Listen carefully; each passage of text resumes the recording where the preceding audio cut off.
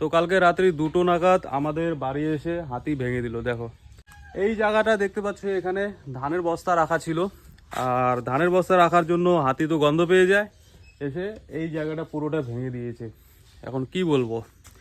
আর এই যে দেখতে পাচ্ছ এই ধানের বস্তাটা, এইটা ওইটা টাইনে বার করছিল, এটা বার করে খাইতে চাইছিল, এটা খাইতে তো পারে নাই। এই যে লোক চিল্লা আল্লাহ করছে না, ভাগছে তাড়াতাড়ি।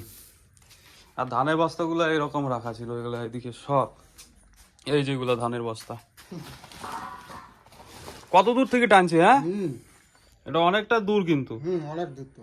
ওই সুর ওই দিক দিয়ে ঢুকায় এখানে এসে এগুলা টাইনে নিয়ে গেছে। এই যে সব ইট ফিট ভাঙিয়ে পড়ে আছে, মাথাটা পুরো ঢুকেছে।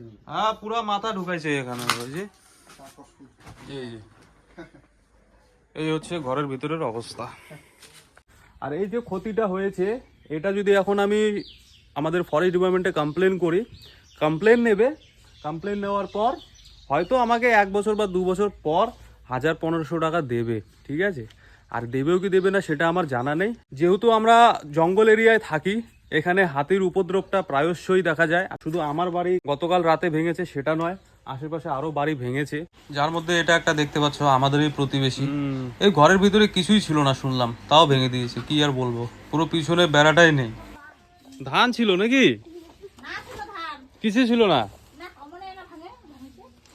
এবার কথাটা হচ্ছে, এর কি কোনো ব্যবস্থা নেই, বা যারা প্রশাসন, যারা ফরেস্ট ডিপার্টমেন্টে আছেন, তারা কি কোনো কিছু করতে পারবেন না আমরা সাধারণ মানুষের জন্য? দেখুন কিছু কথা বলতে হয়, আবার বলতে ভয়ও লাগে। জঙ্গলের যে গাছগুলো আছে সেই গাছগুলো আর এখন আর নেই, জঙ্গল পুরো ফাঁকা মাঠ হয়ে গেছে। তো গাছগুলো কোথায় গেল?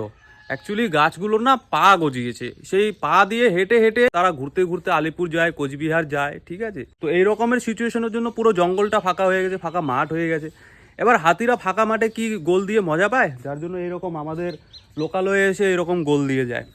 আর শুনেছি নাকি আমাদের এখানে তো হাতির একটু সংখ্যাটা কম, যার জন্য দুষ্টু হাতি যেগুলো বাইরে ছিল অন্যান্য জঙ্গল থেকে, যারা সেখানে উপদ্রব মাচিয়ে শেষ করে দিয়েছে, সেগুলোকে এনে আমাদের চিলাপাতা জঙ্গল আর বক্সা জঙ্গলে নাকি ছেড়ে দেওয়া হয়েছে। খুব ভালো ব্যাপার। তো যাই হোক, আমি একটা ছোট কসমেটিক্সের দোকান চালাই, আর সেই দোকানের যে ইনকাম হয় সেটা বছরকে পর বছর জমিয়ে এই একটা সুন্দর পাকা বাড়ির বানানোর স্বপ্ন দেখেছিলাম, আর সেটা বানাচ্ছি। বাট হয়তো আমি বাড়ি বানাবো আর হাতি এসে ভেঙে দিয়ে যাবে, কারণ গণেশ বাবার বাহন তো, ভাঙলেও কিছু বলতে পারবো না। জয় বাবা সিদ্ধিদাতা গজরাজ গণেশায় নমঃ।